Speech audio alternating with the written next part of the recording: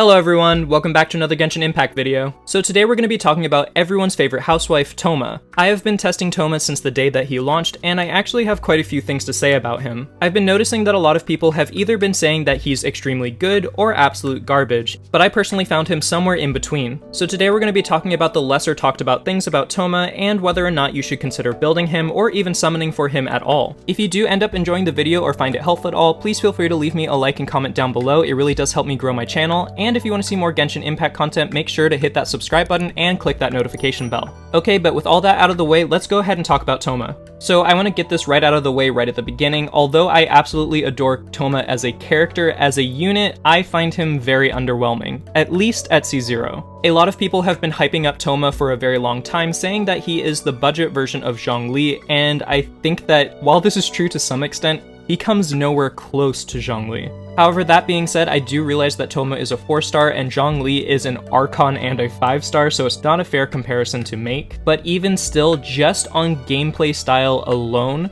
Zhongli makes me feel safe whenever I'm using him, and Thoma gives me anxiety. In fact, I would much rather run Diona than Thoma in most situations. So here's the thing, Thoma can be a good shielding unit, but only if you're able to stack his shields. Thoma's entire gimmick is around the fact that he has weak shields that can reinforce themselves and get stronger and stronger with every stack. However, as I just mentioned, this means that his initial shields are extremely flimsy, extremely weak. In fact, I would say they're similar to paper. This means unless you're dodging initial attacks, your shield's just going to break and you're not going to have a strong foundation in order to build a stronger shield. So if you accidentally mess up at the beginning of your rotation and don't have a strong shield to begin with, while you might be able to generate more shields using his burst, they're so weak that they're going to keep breaking, and essentially you're just going to have a weak shield that pops every few seconds. That being said, on the flip side, if you do manage to do everything right and you do get the max amount of stacks, this means that his shield is going to be incredibly powerful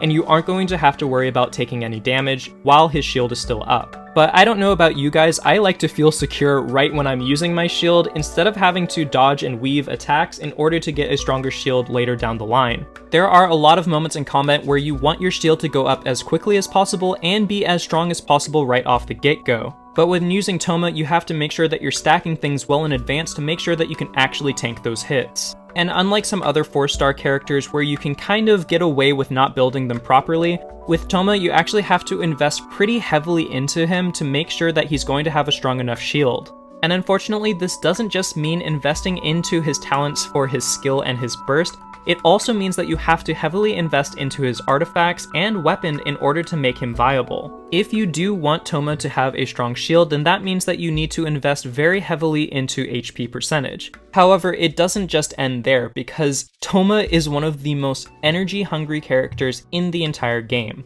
His 80 cost burst almost demands him to use the Emblem of Severed Fate set, at least for the 2-set bonus. And if you want to make sure that his 80 cost burst is up consistently, then that means that you're also going to have to invest into an ER Sands or an ER weapon depending on what you currently have. On top of this, because he is so HP hungry and energy recharge hungry, this means that all other substats are fallen to the wayside, meaning that he's not going to be dealing nearly as much damage as other characters. And yes, while the HP stats do increase his damage on his burst, it doesn't increase damage anywhere else. So essentially, if you do want Thoma to be a good damage dealer and a shielder, you're going to have to invest into HP, ER, attack, crit rate, crit damage, and elemental mastery. And as all endgame players know, getting these stats can be extremely difficult and can take weeks in order to get the perfect rolls. And while this is technically the case for maximizing any character, it kind of feels like a supporting character shouldn't need this much investment in order to function properly. And even if you do manage to get all of the perfect substats in order to maximize his potential, even then his damage is pretty much negligible. Basically, if you want Thoma to have a good shield, then that means he's not going to be hitting hard. And while his burst can steadily tick Pyro damage and apply Pyro to enemies, he is nowhere near the level of Xingqiu as people originally thought he was going to be. Simply put, he cannot apply Pyro quickly enough in order to constantly have the enemy afflicted with Pyro for elemental reactions. This could be seen as either a good or bad thing depending on what units you're using. This does make him a good unit to pair with Hu Tao, considering that he won't be eating up a lot of her vaporized damage, but at the same time, in regards to characters like Ayaka, while it will increase her damage periodically, it's not very consistent, so you won't be able to melt every single hit. All in all, his Pyro application is nice to have, but it doesn't actually increase your damage output by that much. I mean, don't get me wrong, Thoma is still completely usable, and he's still completely usable at C0. But I think that it's extremely important to recognize just how much investment you're going to have to put into him in order to make him a viable shielder. And speaking of Constellations, we should actually talk about those real quick. While a lot of players are saying that he's perfectly fine at C0, I personally find it very difficult to use him without any of his Constellations. Does he have a complete kit as is? Yes, 100%. But he is far easier to use the more Constellations that you have. One of my absolute biggest issues while using Thoma was the fact that his skill was never up when I needed it to be. Not only is his initial shield extremely weak, but if it does end up popping prematurely, then that means you're going to have to wait agonizing seconds in order to make sure that you can get it back up. And while that might sound a little bit dramatic, when you're in the heat of battle, 1 to 3 seconds can really be the big difference between whether you tank a hit or die. Thoma's Constellation 1 makes it so that if one of your characters, excluding Thoma, is hit by an enemy attack while protected by his shield, it makes it so that his skill and burst cooldowns are reduced by 3 seconds. And while this can only be triggered every 20 seconds, this is absolutely massive in my opinion. There have been so many times while I have been testing him recently that his skill has popped, I was left completely defenseless, I didn't have enough energy on my burst, and I just felt completely screwed. But with this cooldown reduction on his Constellation, I'd be able to get his skill up faster, I'd be able to get his burst up faster, and I would be able to start stacking as many shields as possible. So while it isn't technically necessary, it does make his gameplay far more fluid and far more reliable. And moving on to his Constellation 2, this actually increases his burst duration by 3 seconds.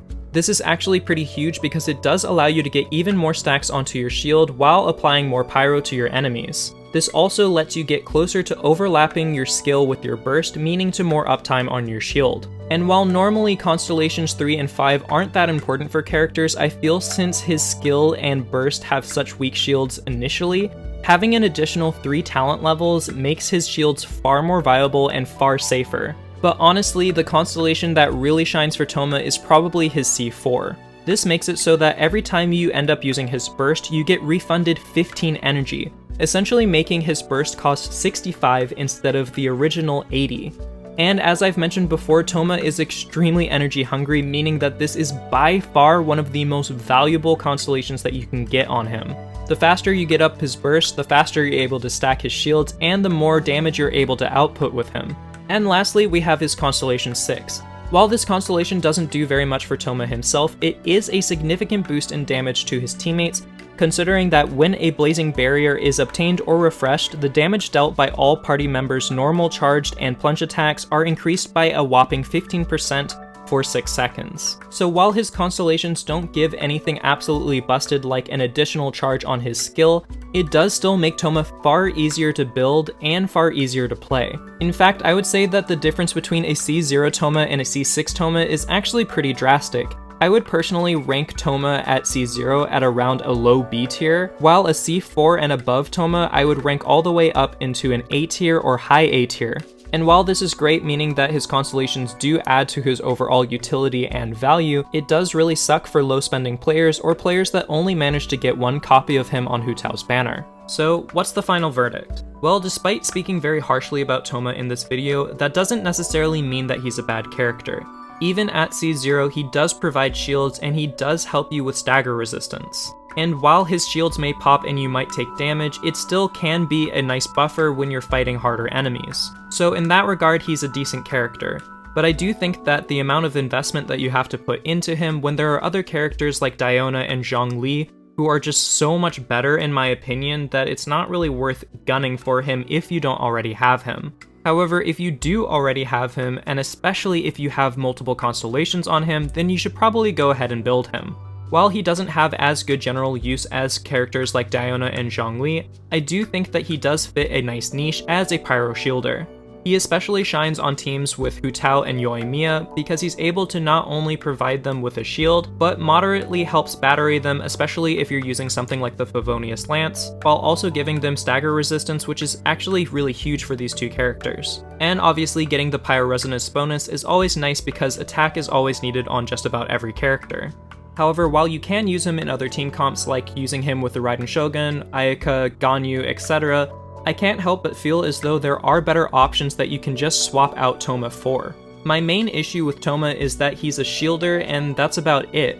Yes, he is able to apply Pyro, but it isn't actually that impressive in my personal opinion, and without extra utility such as boosting damage outside of his Constellation 6, or providing anything like healing, just makes his low damage output, his weak initial shields, and how energy hungry he is not worth it in my opinion. Like I said, I'd rather run Diona or Zhongli, or ditch a shielder altogether in favor of just having a healer.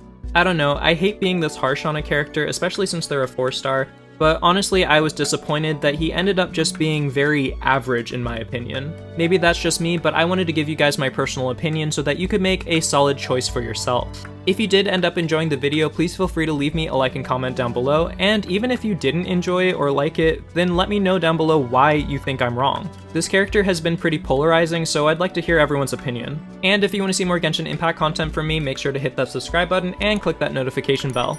Unfortunately, things have been pretty tough outside of YouTube, so my schedule is a little bit erratic currently, so if you want to make sure that you don't miss a video, then that would probably be the best way to do so. Alright guys, but that's all for now. I hope to see you guys in the next video. Until next time, best wishes. Bye!